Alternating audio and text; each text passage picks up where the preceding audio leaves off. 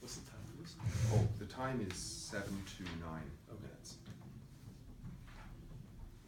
This is not the most positive speech that I'm ever going to give, and that's an understatement. However, in our journeys in life, sometimes we got to recognize where we are, and sometimes it's a little bit odious, the recognition of where we are in our own lives or where we are in society. I want to start out by asking the question, and now this is from, for those of you who are from different continents, I'm talking about from this continental perspective.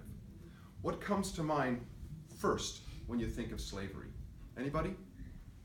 Slavery. The American slave trade? American slave trade. We think of a black person being owned and ruled over by a white person. However, what if I was to tell you that slavery has been an institution which has existed in every society since the dawn of time? It has been found that even in the Code of Hammurabi, which is a long ways ago, it was defined in law what a slave was. And many of these societies had 40 to 80% of the populace were slaves.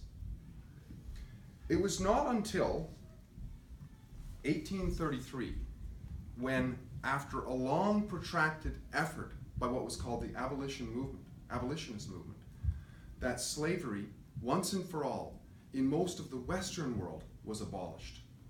And it wasn't just abolished.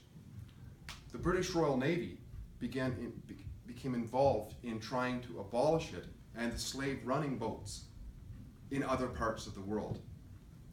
Now, this was a problem because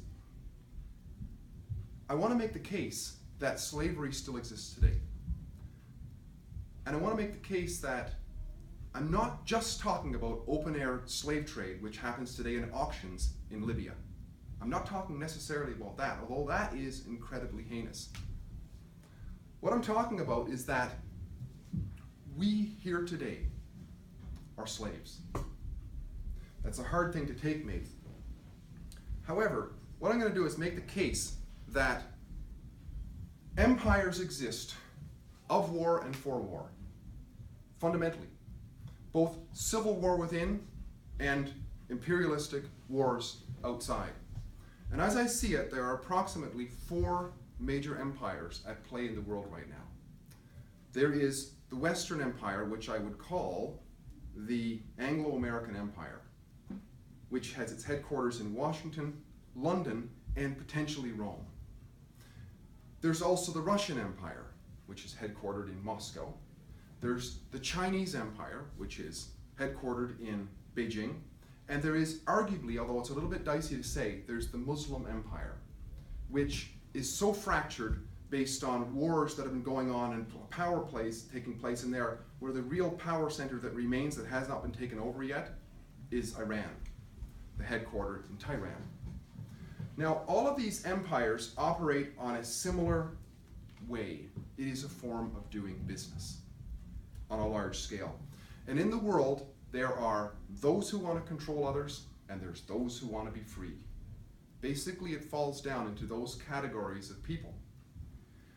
And the problem for what I'm going to call the oligarchs, the ones who want to control us, is that the moment freedom begins to blossom again in the world, there has to be a lid to put on that blossom.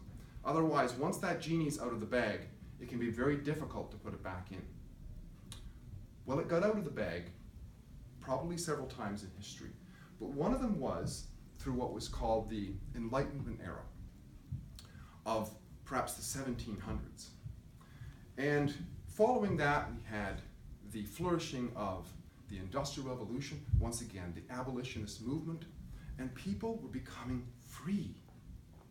But that was a real problem. The methodology of putting that genie back in the bottle is war. And it's done principally in 2 ways. The empire has got to have endless supply of money, and it's got to have slaves. It's got to have both.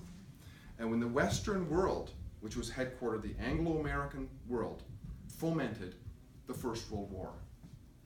And just before the First World War, if you look at it, there was the formation of the Federal Reserve, and there was the formation of income tax.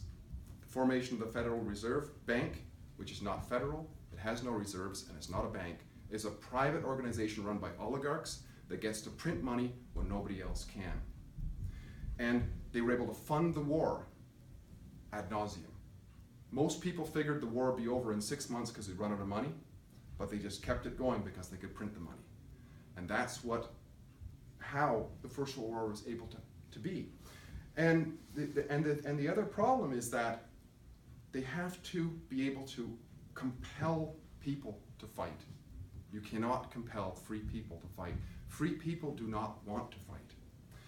The president at the time, who was in charge of the US, which was the center of this empire at the time, was named Woodrow Wilson, and he oversaw the implementation of the Federal Reserve and the Income Tax Act.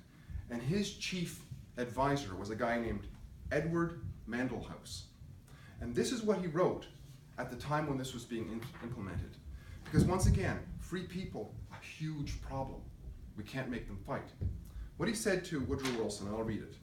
Very soon, every American will be required to register their biological property in a national system designed to keep track of the people, and it will operate under an ancient system of pledging. By such a methodology, we can compel the people to submit to our agenda, which will affect their security as a chargeback for our fiat currency. Every American will be forced to register or suffer to be unable to work for a living. They will be our chattel, and we will hold the security interest over them forever by operation of law merchant under a scheme of secured transaction. Every American, by unknowingly and unwittingly delivering the bill of lading to us, will have rendered themselves bankrupt and insolvent, forever to remain economic slaves through taxation, secured by their pledges designed to make us profits, and they will not be the wiser.